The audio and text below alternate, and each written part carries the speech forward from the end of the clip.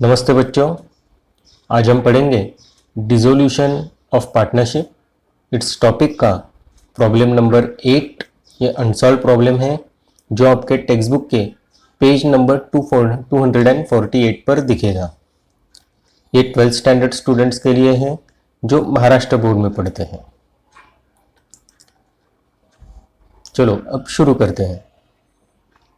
Sitaram, Gangaram and Rajaram are partners sharing profits and losses in the ratio 4:2:3। Profit sharing ratio को आप underline कर दीजिए। On 1st April 2019, they agreed to dissolve the partnership. Their balance sheet was as follows. Balance sheet as on 31st March 2019. Liabilities, capital account, Sitaram, Gangaram, Rajaram. ये partners capital account के credit में हम opening balance लिख देंगे। Reserve fund, ये partners capital account में profit sharing ratio में हम डिस्ट्रीब्यूट कर देंगे। प्रॉफिट एंड लॉस अकाउंट, इसे भी हम पार्टनर्स कैपिटल अकाउंट में प्रॉफिट शेयरिंग रेशियो में डिस्ट्रीब्यूट कर देंगे। लोन फ्रॉम तुकाराम, अब बच्चों ध्यान दो, सीताराम, गंगाराम, राजाराम ये तीन हमारे पार्टनर्स हैं। तुकाराम ये पार्टनर नहीं है, तो इससे जो हमने लोन लिया है वो रियलाइजेशन अकाउंट क्रेडिट में ही जाएगा। इसका हम सेपरेट लोन अकाउंट नहीं क्रिएट करेंगे। तो loan from Tukaram, realisation account credit. Sundry creditors, realisation account credit में लिखेंगे। Bills payable, realisation account credit. Building, machinery, furniture, investment, bills receivable, sundry debtors, stock, ये सारे एसेट हम रियलाइजेशन अकाउंट डेबिट में लिखेंगे। Cash in hand, cash at bank, अब यहां पे कैश और बैंक ऐसे दोनों आइटम हमें दिए, तो हम बैंक अकाउंट ओपन करेंगे और बैंक अकाउंट में ओपनिंग बैलेंस लिखने के बाद वहीं पर हम कैश की एंट्री कर देंगे।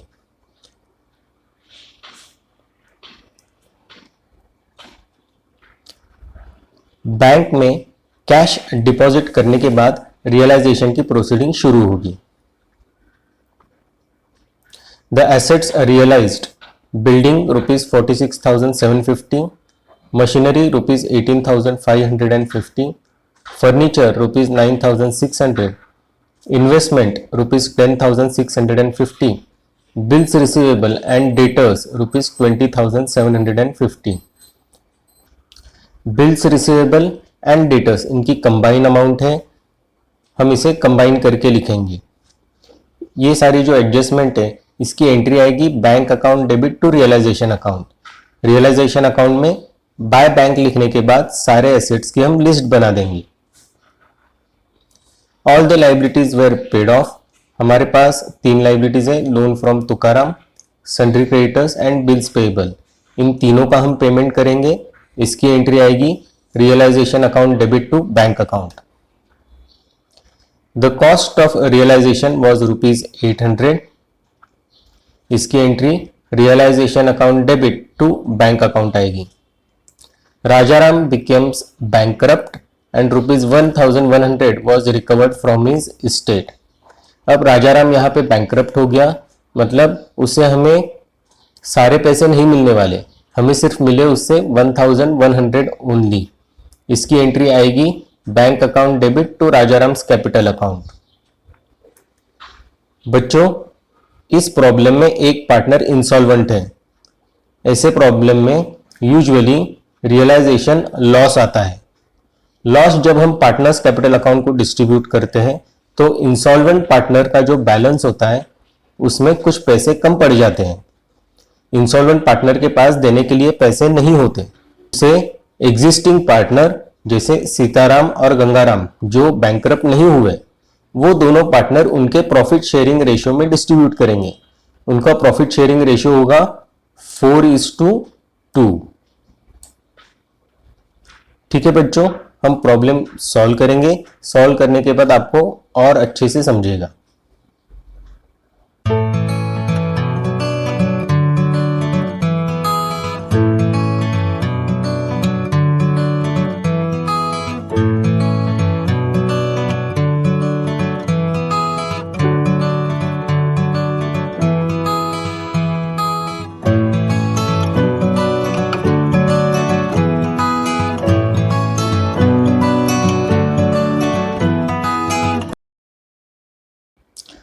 चलो बच्चों, लाइबिलिटी से स्टार्ट करते हैं। कैपिटल अकाउंट सीताराम, गंगाराम, राजाराम, इनकी अमाउंट हम पार्टनर्स कैपिटल अकाउंट क्रेडिट में लिखेंगे, opening balance.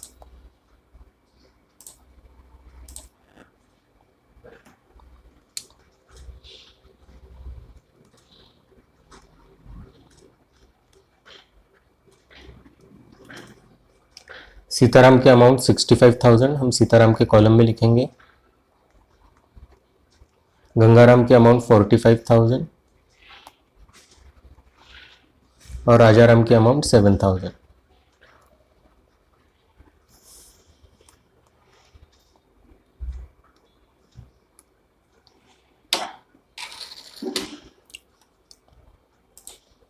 Next item,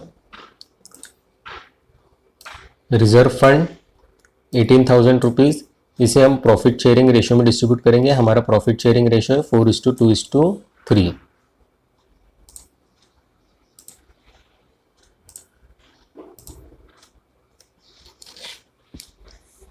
partners capital account credit में लिखेंगे bye reserve fund.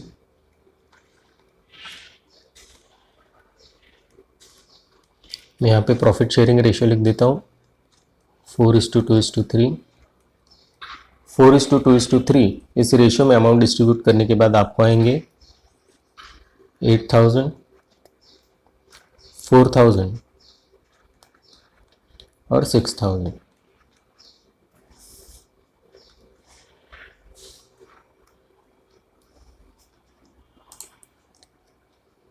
Next item,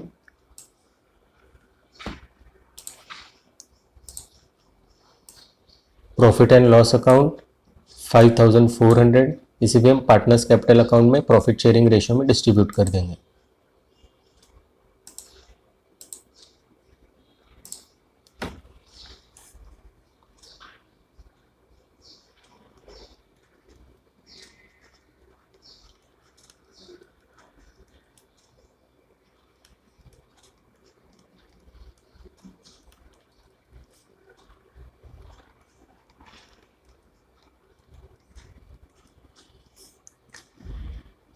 Sitaram की अमाउंट आएगी 2,400,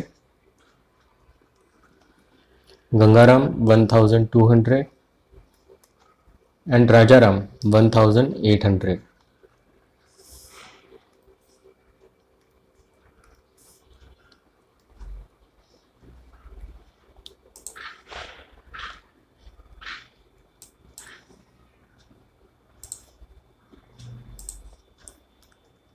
लोन फ्रॉम तुकाराम 10,000 रुपीज़, ये रियलाइजेशन अकाउंट क्रेडिट में लिखेंगे।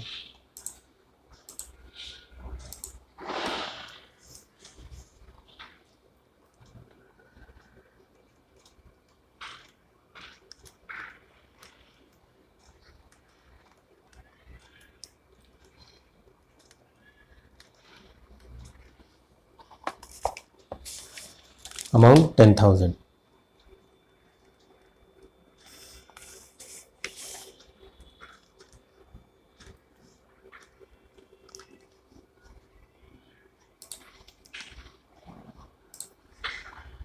Next item, sundry creditors 12,000 rupees, ये भी रियलाइजेशन अकाउंट क्रेडिट में लिखेंगे।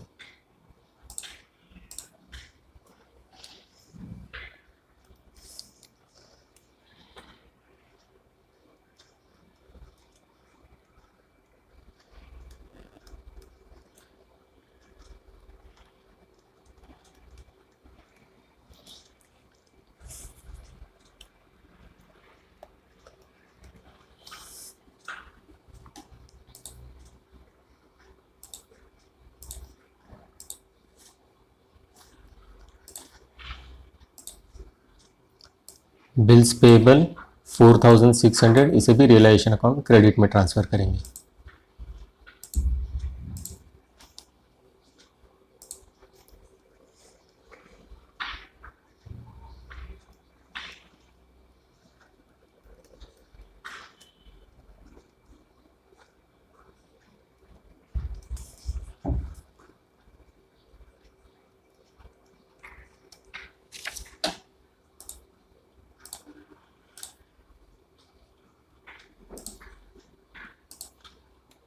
अब हम एसेट्स पढ़ेंगे। फर्स्ट आइटम बिल्डिंग 55,000, इसे रियलाइजेशन अकाउंट डेबिट में लिखेंगे।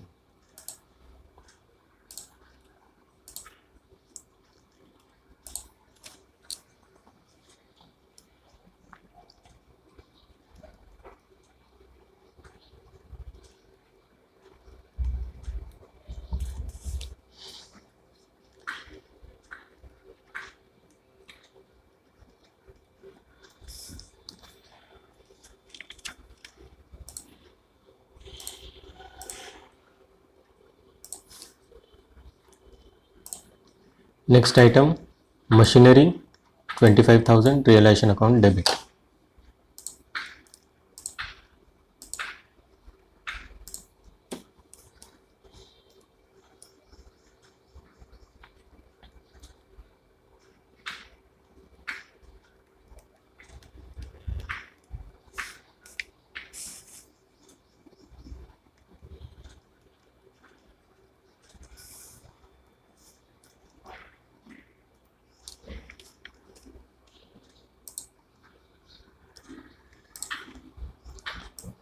Furniture 12,000 rupees, realisation debit.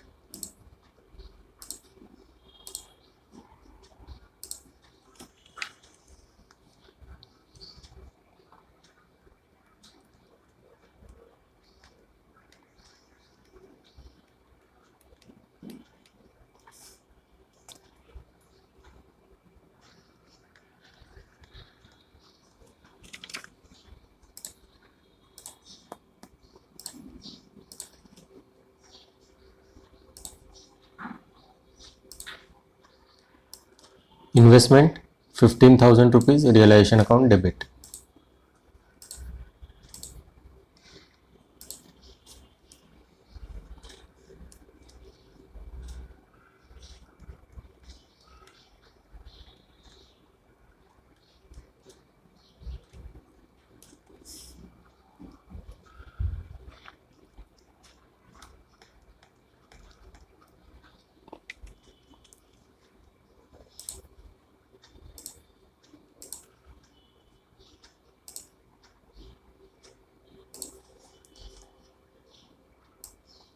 Bills receivable 3,500, realisation account debit.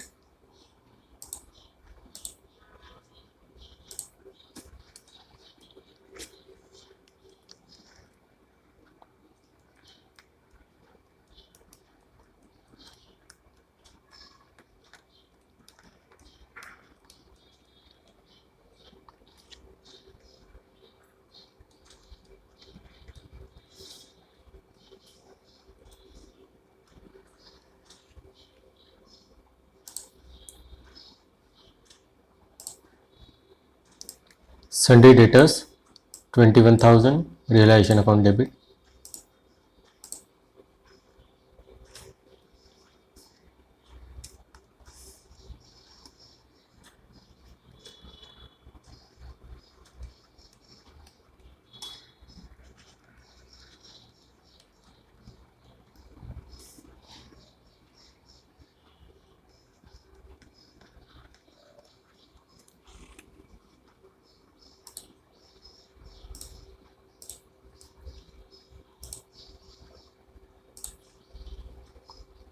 Stock 28,000, realization debit.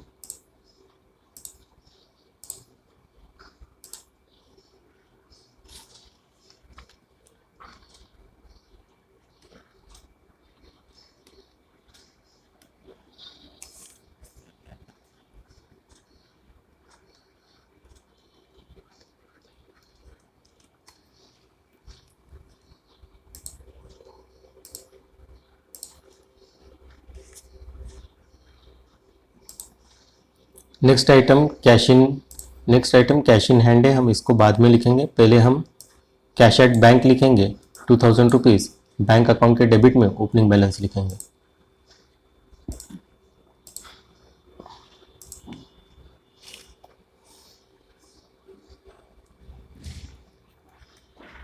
To balance brought down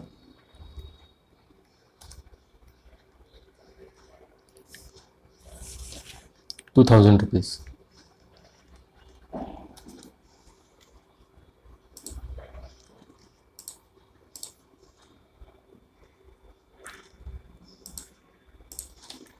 और बैलेंस एसेट्स में हमें जो कैश इन हैंड दिख रही है 5500 रुपीज़, ये बैंक अकाउंट में ही डेबिट में हम लिख देंगे।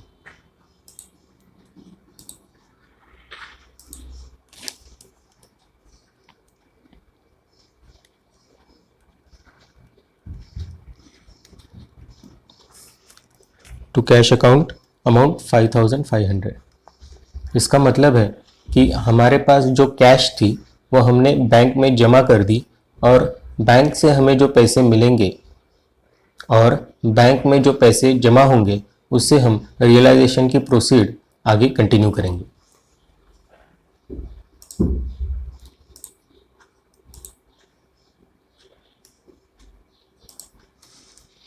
अब हम एडजस्टमेंट्स देखेंगे। द एसेट्स रियलाइज्ड बिल्डिंग 46,750, इसकी एंट्री हम रियलाइजेशन अकाउंट क्रेडिट में करेंगे। रियलाइजेशन अकाउंट क्रेडिट, यहाँ पर हम लिखेंगे by bank,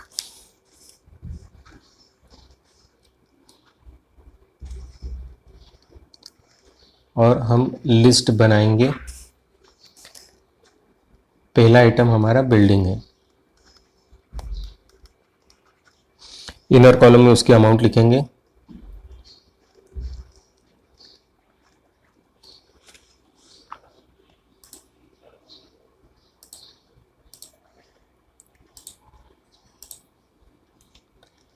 next item machinery 18,550, building के नीचे लिखेंगे।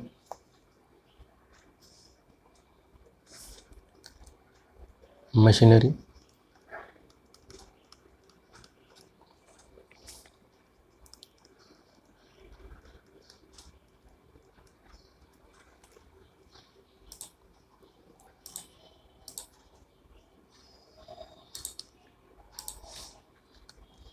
Furniture ₹9,600,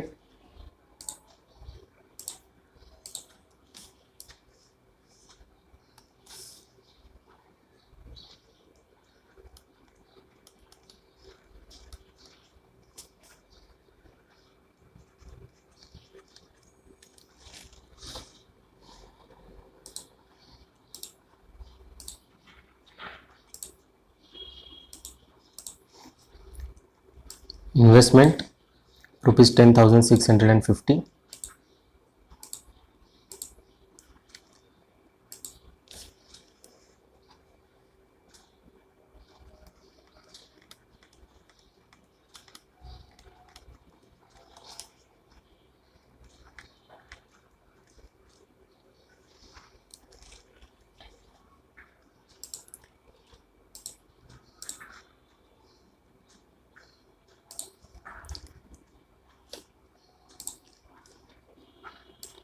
bills receivable and debtors ₹20,750, bills receivable and debtors इनकी कंबाइन अमाउंट हम लिखेंगे।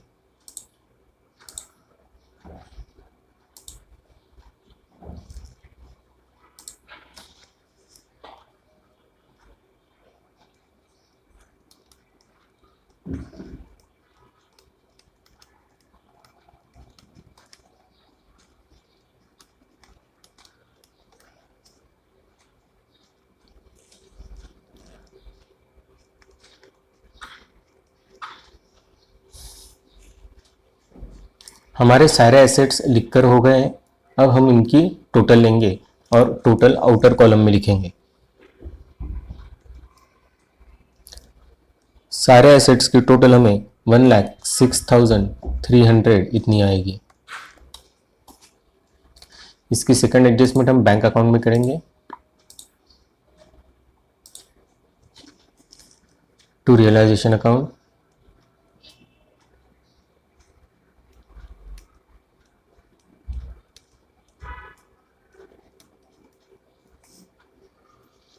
Amount 1,06,300।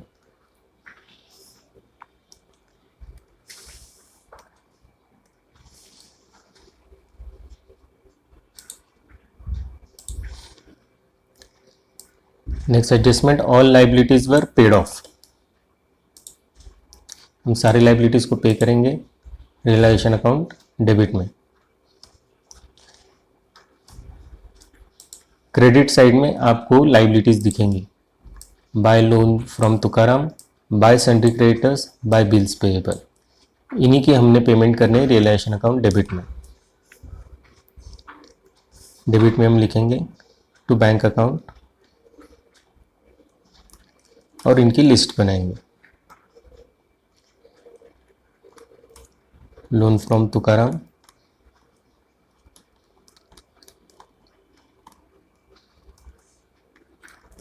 Amount 10,000 inner column. Sundry creditors,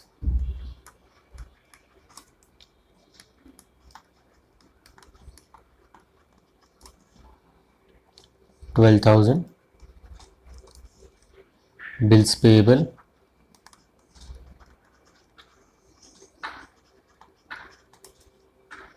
$4,600। Total outer column में लिख देंगे 26,600।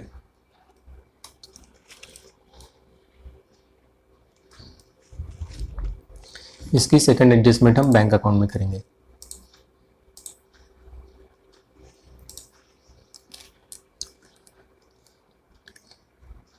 Bank account credit by realisation account,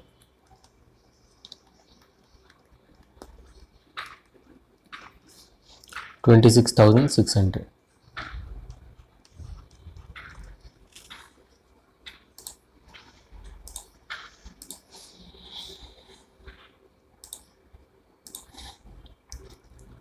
The cost of realization was ₹800। इसकी entry हम realisation account debit और bank account credit में करेंगे।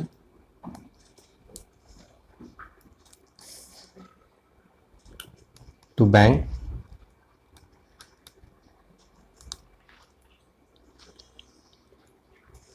Amount 800। Second adjustment bank account credit by realisation account,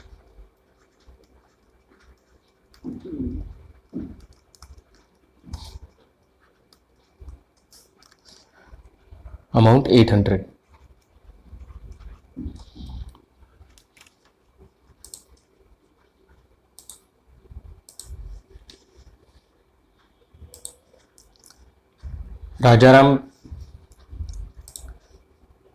Rajaram becomes bankrupt and ₹1,100 only was recovered from his estate। हमें राजाराम से जो पैसा मिला है उसकी हम एंट्री कर देंगे। पहले बैंक अकाउंट में डेबिट, पैसा मिला है इसलिए, to Rajaram's capital account,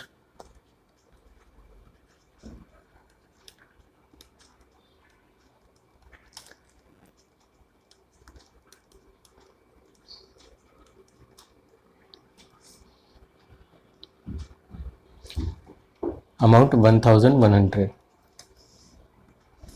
second adjustment partners capital account credit में करेंगे बाय बैंक अकाउंट, और राजाराम के कॉलम में अमाउंट लिखेंगे हम 1,100।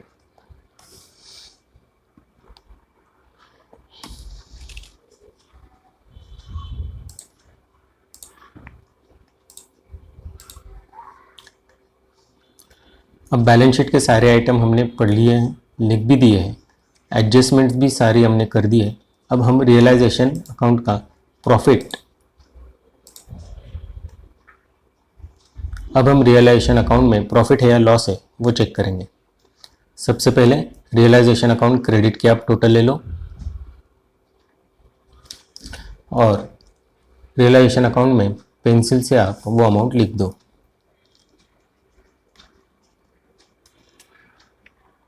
रियलाइजेशन अकाउंट क्रेडिट की आपको टोटल आएगी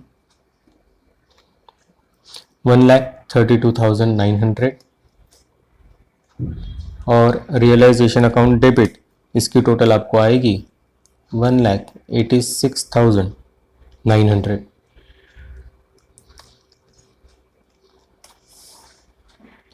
यहाँ पे आप देखोगे तो रियलाइजेशन अकाउंट डेबिट की टोटल ये क्रेडिट से ज़्यादा है, तो यहाँ पे हमें लॉस हो रहा है।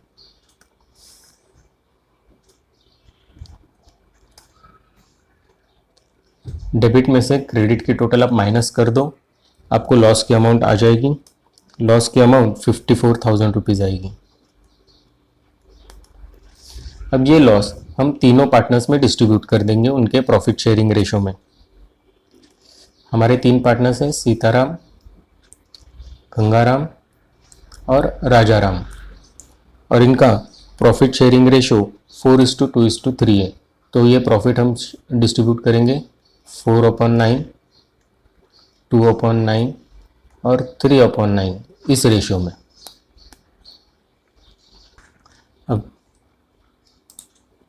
रियलाइजेशन अकाउंट डेबिट की टोटल बड़ी है 1,86,900।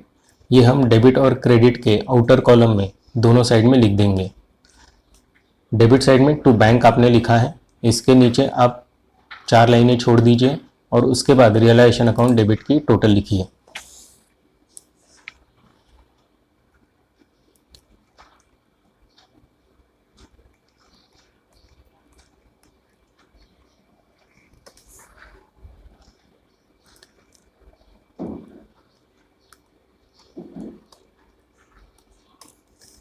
डिफरेंस अमाउंट है वो हम पार्टनर्स कैपिटल अकाउंट में ट्रांसफ़र कर देंगे। यहाँ पे लॉस है, इस कारण से हमारा partners capital account credit side में आएगा। क्रेडिट साइड में हम लिखेंगे बाय पार्टनर्स कैपिटल अकाउंट। ये जो हमने रफ वर्किंग करी है इसको मैं इरेज कर देता हूँ।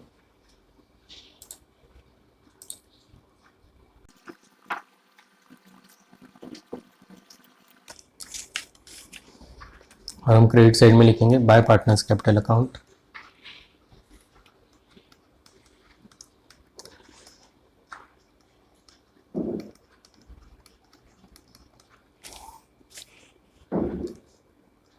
सीताराम,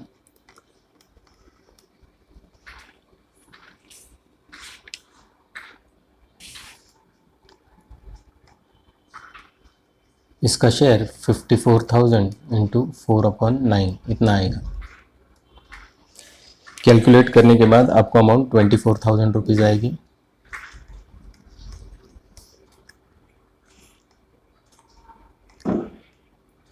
उसी तरह से हम गंगाराम का कैलकुलेट करेंगे।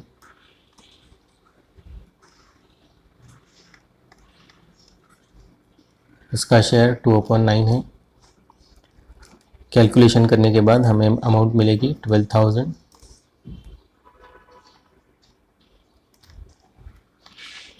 और राजाराम, इसका शेयर 3/9 है। राजाराम की अमाउंट आएगी 18,000। तीनों की आप टोटल करोगे तो आपको 54,000 रुपीज़ आएगा। अब ये लॉस है, इसकी सेकंड एडजस्टमेंट हम पार्टनर्स कैपिटल अकाउंट डेबिट में करेंगे। Partners capital account debit,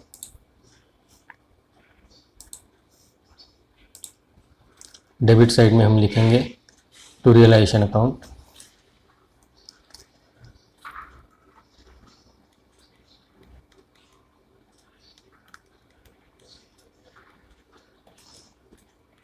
bracket में लॉस लिखेंगे और रियलाइजेशन अकाउंट में हमने लॉस कैलकुलेट किया हुआ है वो अमाउंट हम लेंगे।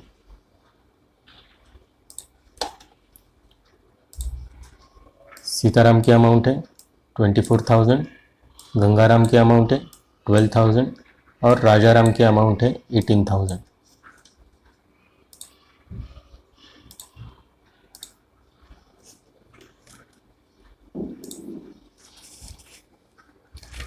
सीताराम के कॉलम में लिखेंगे 24,000, गंगाराम 12,000 और राजाराम 18,000। अब हम पार्टनर्स कैपिटल अकाउंट में बैलेंस फाइंड करेंगे, लेकिन इस प्रॉब्लम में राजाराम इंसॉल्वेंट हो चुका है, इसलिए सबसे पहले हम राजाराम का बैलेंस फाइंड करेंगे। राजाराम के डेबिट की टोटल है 18,000 और उसके क्रेडिट की टोटल आपको आएगी 15,900।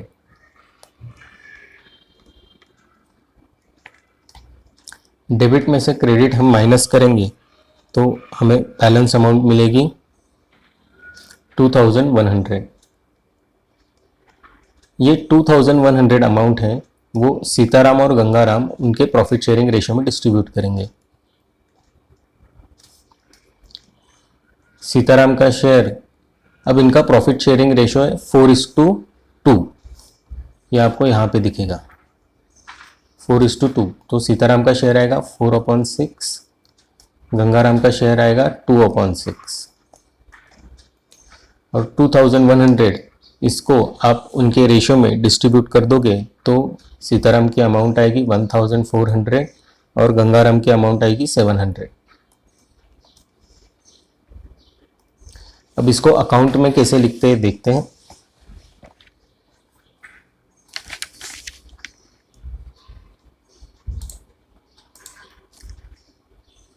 डेबिट की अमाउंट बड़ी है 18,000, वो राजाराम के टोटल में हम लिख देंगे। राजाराम में डेबिट और क्रेडिट की टोटल 18,000 लिखेंगे हम।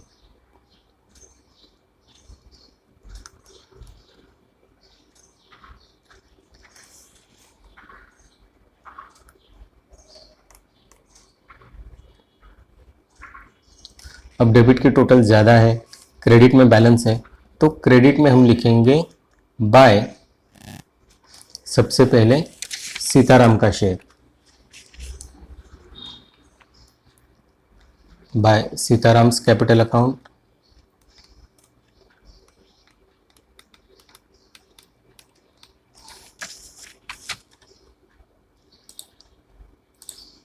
सीताराम की ये अमाउंट हमने यहाँ पे कैलकुलेट की हुई है 1400।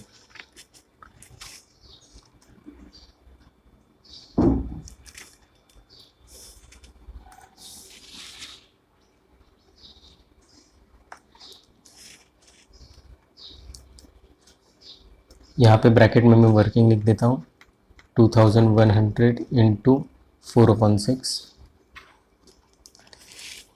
उसी तरह से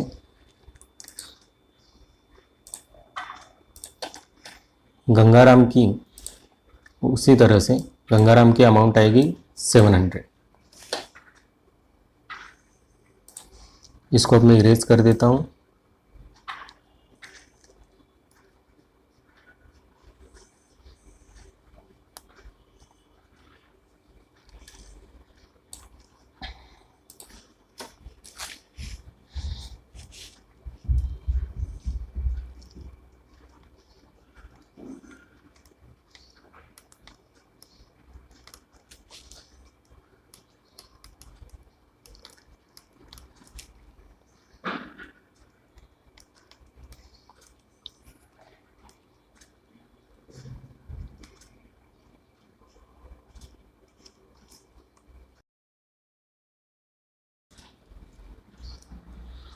अब राजाराम का अकाउंट बैलेंस करने के बाद हमने ये बैलेंस सीताराम और गंगाराम इनके अकाउंट में ट्रांसफ़र करना है, ये वाली अमाउंट 1400 और 700। तो सीताराम के अकाउंट में हम लिखेंगे डेबिट में टू राजाराम्स कैपिटल अकाउंट,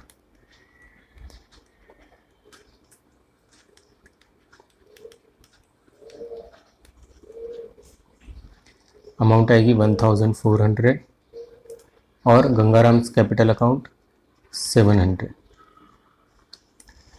अब हम सीताराम के कैपिटल अकाउंट की टोटल लेंगे। क्रेडिट साइड की टोटल आएगी 75,400 और डेबिट साइड की टोटल आपको आएगी 25,400। क्रेडिट की टोटल बड़ी है, उसमें से हम डेबिट की टोटल माइनस करेंगे तो बैलेंस आएगा हमें 50,000 रुपीज़।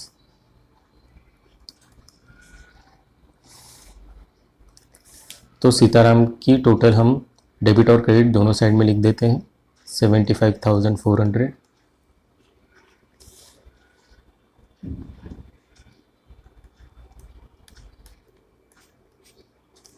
और उसका बैलेंस हम बैंक अकाउंट में ट्रांसफ़र करेंगे टू बैंक अकाउंट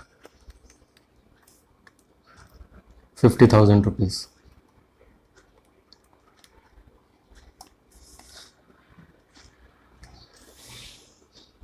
बैंक का जो बैलेंस है उसकी इमीडिएट सेकंड एंट्री कर देते हैं हम। बैंक अकाउंट के क्रेडिट में लिखेंगे बाय सीताराम्स कैपिटल अकाउंट।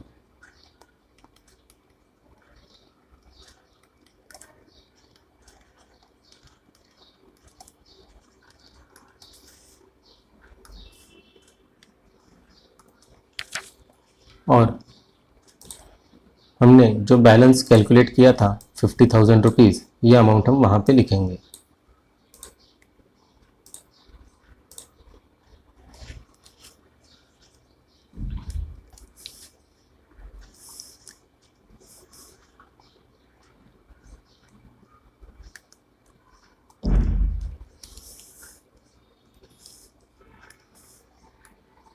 इसी तरह से हम गंगाराम्स का बैलेंस फाइंड करेंगे।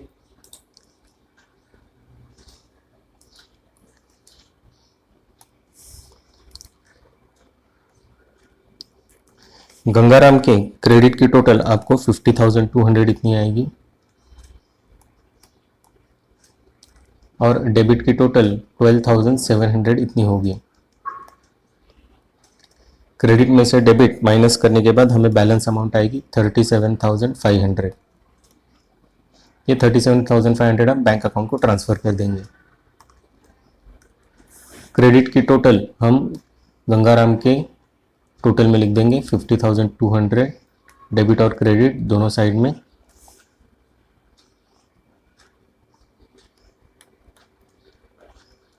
और बैंक अकाउंट के आगे बैलेंस लिख देंगे हम 37,500 और यही बैलेंस हम बैंक अकाउंट में लिख देंगे बाय गंगाराम्स कैपिटल अकाउंट।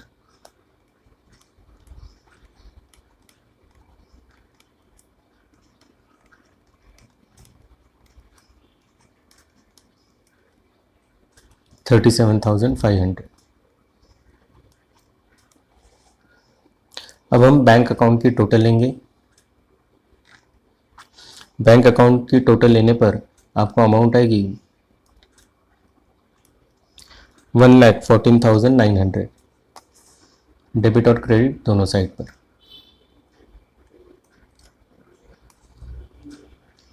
इसी के साथ हमारा प्रॉब्लम सॉल्व हो गया बच्चों। Thank you.